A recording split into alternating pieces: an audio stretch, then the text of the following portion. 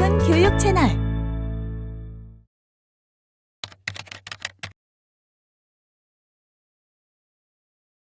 이번 시간에는요, 빗속의 사람검사라는 그림에 대해서 한번 이야기 나눠보려고 해요. 빗속의 사람검사. 이렇게 한번 막 이렇게 떠올르는 단어들이 이렇게 있으신가요? 사실 비와 관련되어져 있는 요소는요, 스트레스에 대한 이야기거든요. 근데 이제 선생님들도 그렇게 생각하실 수도 있어요. 아니, 어쩌면 선생님들이기 때문에 우리들이 아이들이 얼마만큼 스트레스를 좀 많이 받고 있는지에 대해서 다른 어른들보다는 관심이 더 많으실 수도 있을 것 같아요. 사실 저도 이제 이 미술치료라는 것을 배우기 전에는 이제 교육 쪽에서 일을 하다 보니까 아이들이 그림을 잘 그리게 하려고 그림을 가리키고 이러는 일을 했었기 때문에 그냥 뭐 애들은 그냥 막 이렇게 놀고 맨날 웃고 막 이러니까 에휴 뭐 어른들처럼 스트레스 많이 받겠어 이런 생각들을 되게 많이 했었거든요. 애들이랑 많이 지내는 사람이었는데도 불구하고요.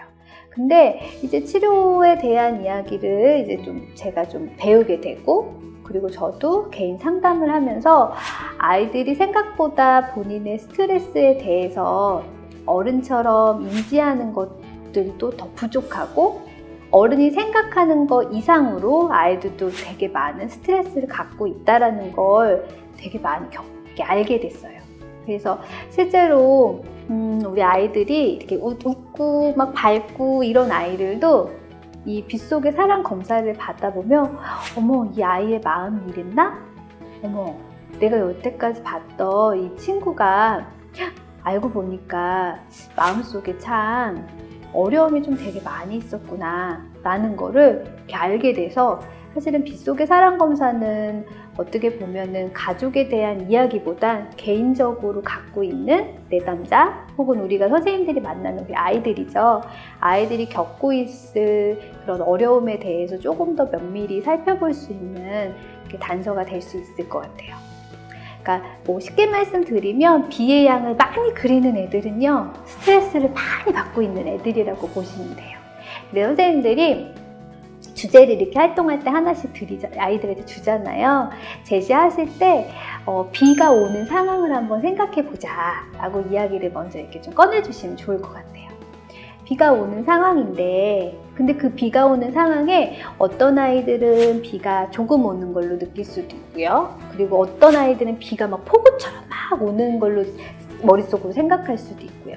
또 어떤 애는요, 비가 오는 상황이다 라고 얘기를 했는데 비가 내린 다음이라고 이야기하는 친구들도 있더라고요. 그래서 어떤 단서는 이렇게 구체적으로 주지 마시고 얘들아 비가 오는 상황이라고 머릿속으로 한번 상상을 해보자.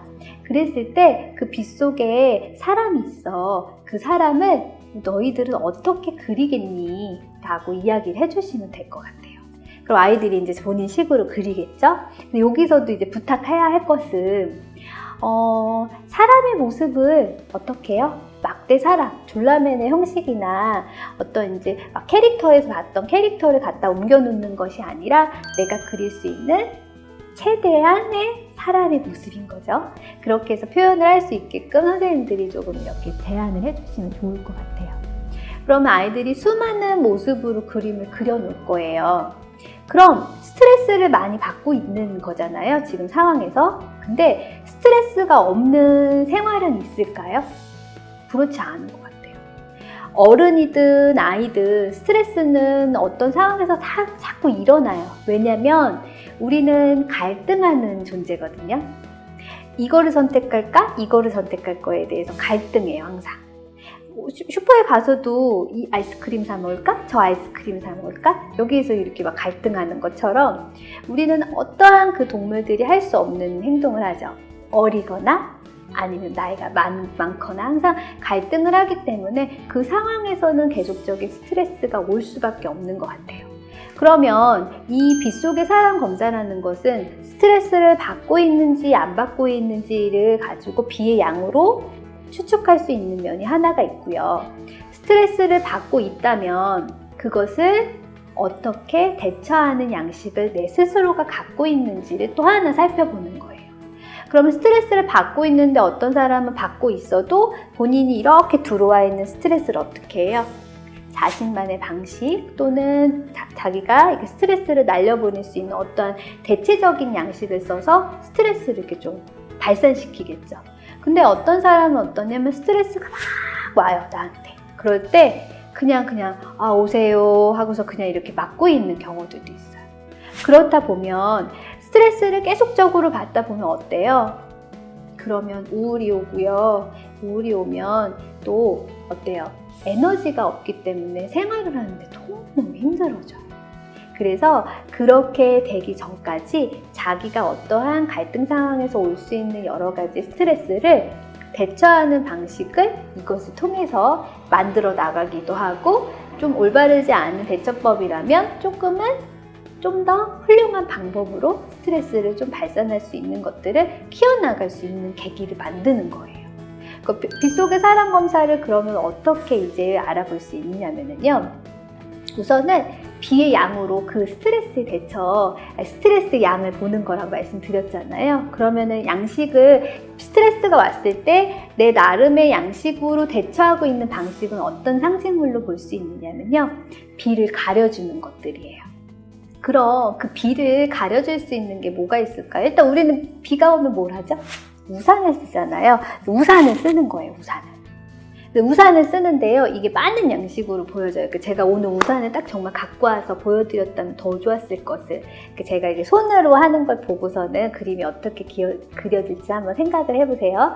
우산을 쓰기는 썼는데 이렇게 가운데 딱 썼어요. 그럼 어떻게 해요? 기둥이 이렇게 생기니까 우산이 내 몸을 어떻게 해요? 충분히 가려주겠죠. 근데 어떤 우산은요, 이렇게 너무 옆으로 가 있어요. 그러면 우산을 썼는데도 어떠냐면 비를 맞아요. 그 그림을 그렇게 표현을 하거든요. 근데 이제 그렇게 말씀을 하세요. 많은 이제 내담자분들도 혹은 이런 공부를 하시는 분들이, 선생님, 그림 실력이 잘 안 되어서 제가 우산을 이렇게 들었는데 나는 이렇게 다 가려지게 그리려고 했지만 이게 이렇게 삐껴나가서 나는 여기를 맞을 수밖에 없게 그렸어요 라고 말씀을 하세요. 그렇지만 그 요소만 하나를 보고만 판단하는 건 아니거든요. 다 잘 대처하고 있는지를. 우선 일단은 제가 오늘 이게 원피스에다가 이제 신발을 신고 왔어요. 일반 그냥 샌들 같은 걸 신고 왔는데, 대처 양식을 갖고 있는 사람은요, 우산과 더불어서 뭐를 또 착용을 하냐면요, 비옷도 입고요, 발이 젖으면 안 되니까 장화도 신어요. 대처 양식을 잘 가지고 있다? 그래도 나름대로의 스트레스가 왔을 때 해소할 수 있는 방법을 잘 갖고 있다라고 이야기를 해요. 근데 우산을 썼는데 막 저처럼 이런 나풀나풀거리는 원피스 입고 예쁜 슬리퍼나 샌들 신고 간다면 앞서 말했던 사람보다는 대처 양식을 조금 덜 갖고 있다라고 또 해석할 수 있는 부분이 있어요. 그리고 우산도 이렇게 들고 있어서 이렇게 다 이렇게 가리고 있는 것이 아니라 좀 이렇게 삐껴나가서 들고 있다면, 양식은 갖고 있긴 하나 그것이 대체적으로 봤을 때 조금은 양식적으로 봤을 때 스트레스를 모두 다 이렇게 해소하기에는 조금은 약한 부분이 있을 수 있다라고 보는 관점도 있죠. 그러니까 제가 우산을 썼다고 생각하셨을 때 보면은 우산이 이제 그거 대체적으로 보면 그냥 일반 우산을 쓰면은 제 몸의 크기 한 이 정도 이렇게 돌아갈 거예요. 근데 우산의 크기가 몸에 비해서 현저하게 크게 표현되는 경우들도 있어요.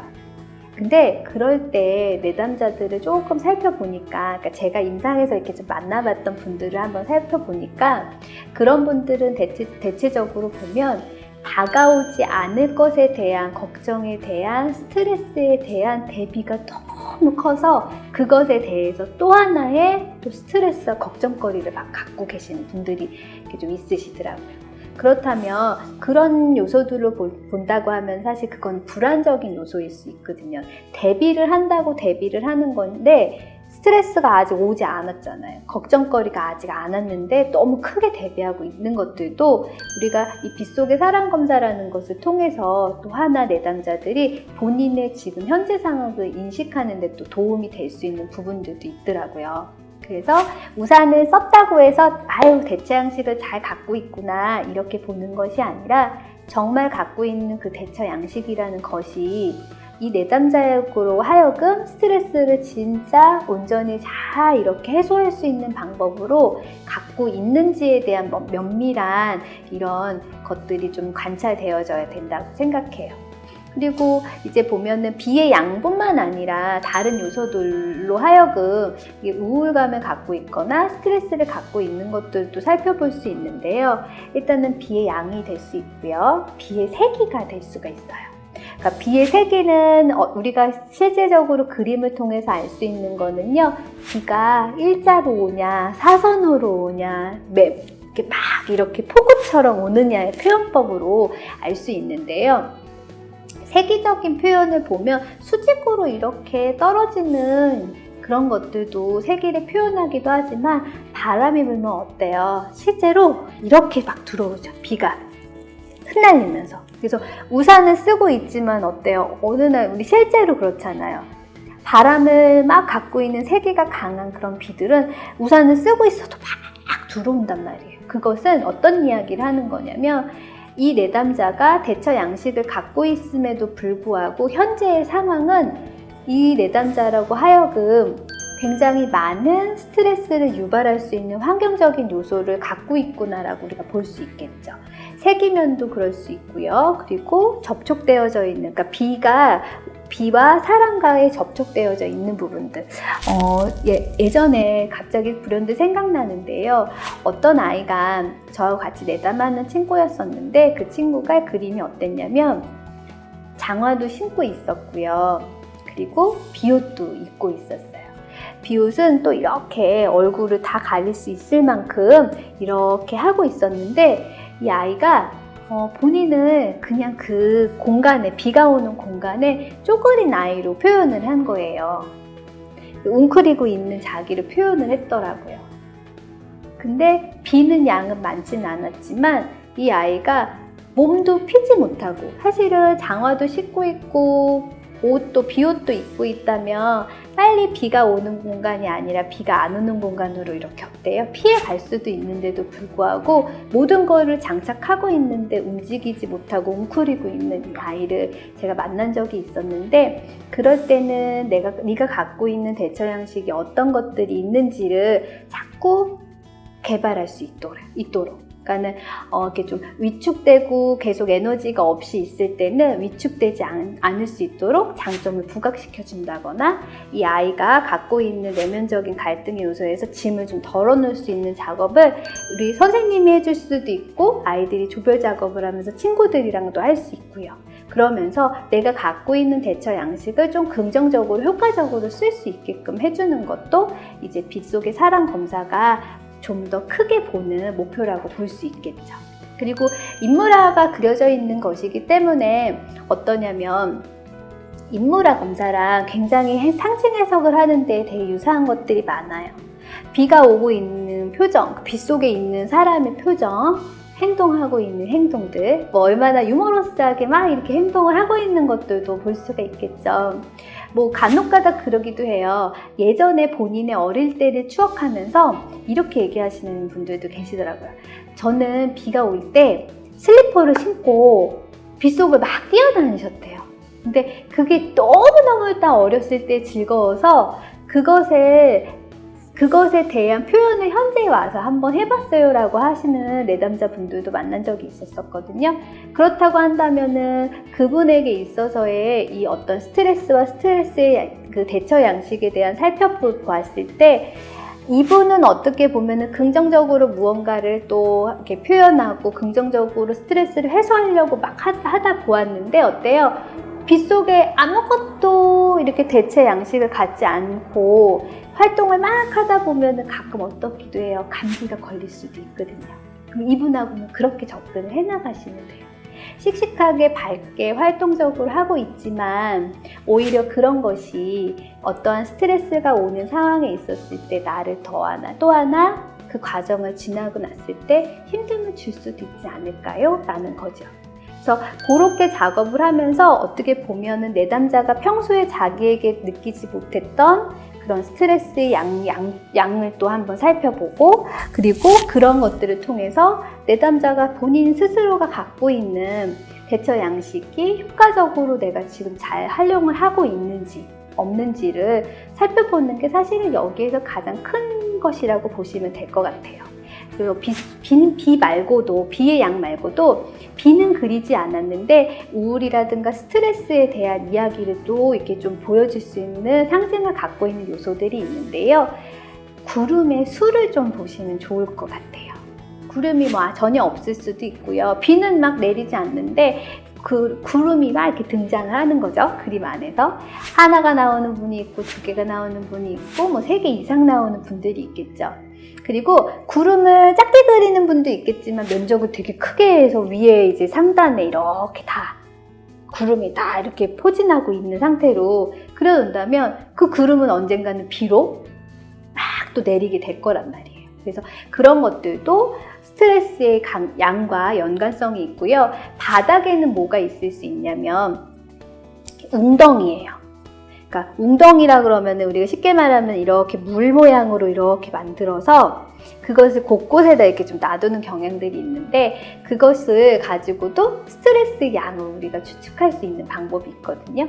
그래서 꼭 비를 그리지 않더라도 구름의 양이 많다거나 면적이 차지하는 면적이 좀 많다거나, 그리고 바닥에 물웅덩이를 표현을 하는 것들도 우리가 볼 수 있는 요소고요. 그리고 간혹이 비를 표현을 하다가 보면 이렇게 벼락의 표시를 하는 내담자들도 있을 수 있어요. 우리 아이들 그림에서 이렇게 벼락을 막 이렇게 맞게 하는데 실제로 사람에게 이렇게 뻥 하고 가해지게 표현하는 경우들도 있고요. 그냥 공중의 벼락의 모습을 이렇게 표현하는 경우들도 있는데요. 벼락이라고 하는 거는 어때요? 치명적인 맞으면 손상을 일으킬 수 있거든요. 그러니까 스트레스의 강도가 되게 많이 넘어간 거예요. 그래서 그런 것들도 벼락이 있는지 이런 것들도 이렇게 살펴보시면 좋겠고요. 어느 내담자는 그렇게 얘기를 해요. 비를 그리라고 했지만 나는 눈을 그리고 싶었다라고 이야기하는 경우들도 있는데요. 글쎄, 그거는 이것이 제가 이게 제 내담자의 경우였기 때문에 그 내담자의 예로서 한번 설명을 해드리면, 비보다 눈은 좀 차갑잖아요. 감정적으로 느꼈을 때, 스트레스를 받을 때 그 감정적인 거나 환경적인 부분들이 굉장히 그 내담자는 스트레스 이상으로 굉장히 차고 춥고 정서적으로 어디 소통할 수 없었던 그 어려움까지를 나중에 이 상담을 하는 과정 속에서 발견을 해나갔는데, 그러한 부분에 대한 이야기도 하고 있더라고요.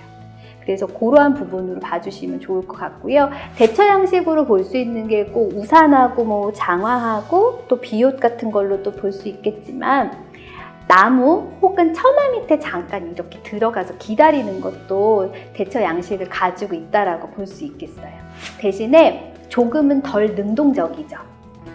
우산을 쓰고 또 어때요? 장화를 신고 비옷을 입고 빗속을 어때요? 같이 걸어가는 거잖아요. 근데 전화 박스, 요즘엔 전화 박스가 잘 없지만 예전에는 전화 부스 같은 거 박스가 있었잖아요. 거기 들어가서 잠깐 비를 피하고 이렇게 바깥 좀 내다보고 있다가 비가 다 그친 다음에 나온다던가, 혹은 이렇게 처마 끝 밑에서 이렇게 기다리는 모습을 그린다거나 나무 밑에서 기다리는 모습을 그리는 경우들도 있는데요. 그런 것들도 대처 양식은 있다라고 이야기를 해요.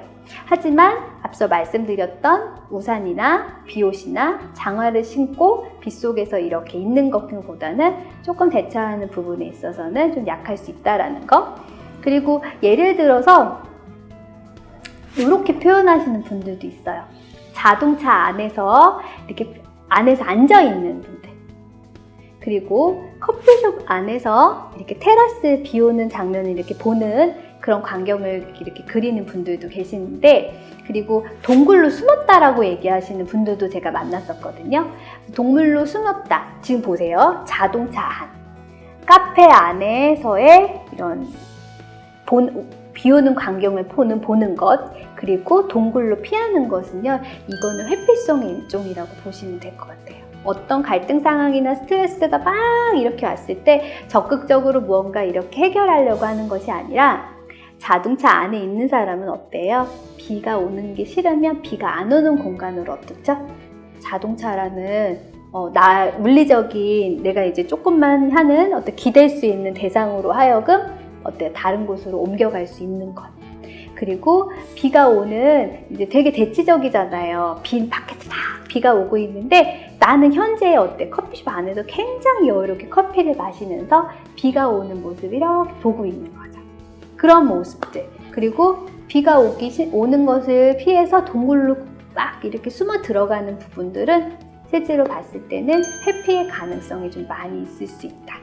이런 관점으로 좀 봐주시면 좋을 것 같아요. 앞서 말씀드렸지만 아동이라고 해서 스트레스를 받지 않는 건 아니거든요. 그리고 스트레스가 짙어지면 뭐가 오냐면 우울이 와요. 그래서 제가 활동지 양식에다가 첨가를 해드렸던 부분이 뭐였냐면 우울에 대한 이야기를 담길 수 있는 내용의 척도였었거든요. 또 그것들을 보시면서 그림을 통해서 아이들이 갖고 있는 우울감이 얼만큼 있을 수 있는지, 그 우울감을 갖고 있다면 혹은 스트레스를 너무 많이 받고 있다면 그것을 좀 더 능동적으로 이렇게 해소할 수 있게끔 할 수 있는 본인만의 풀어나갈 수 있는 그런 것들을 만들어 준다면 아이들이 갈등 상황에서도 본인의 이런 부분들을 좀 힘있게 대처할 수 있는 부분들을 만들어 나갈 수 있을 것 같아요. 그래서 아마도 삶을 살아가는 데 있어서 이러한 부분들의 대처 양식들이 본인의 나름대로의 이렇게 차곡차곡이 쌓이다 보면 우리 아이들이 아동에서 성인이 되었을 때 어떨까요? 좀 더 바람직하게 해소할 수 있겠죠. 무언가 물질에 기대어서 물질을 통해서 물건을 많이 사고 무언가의 중독적 성향을 보이는 것이 아니라 나 스스로가 갖고 있는 좋은 긍정적인 요소를 갖고 그것을 해결해 나갈 수 있는 또 이렇게 좋은 아이들로 성장해 나갈 수 있을 거라고 생각해 봅니다. 스트레스 많이 받는 우리 선생님들, 스트레스가 지금 어느 정도 있는지 먼저 자기 평가할 수 있는 방법으로서 한번 그림 한번 그려보시고요. 내가 어떠한 대처를 갖고 있는지에 대한 거를 한번 이렇게 좀 발견해 나가실 수 있는 시간 되셨으면 좋겠습니다. 이것으로 수업 마치도록 하겠습니다. 감사합니다. 영상 잘 보셨나요? 오픈교육 채널 라이브 아트. 좋아요와 구독 버튼 잊지 말고 눌러주세요.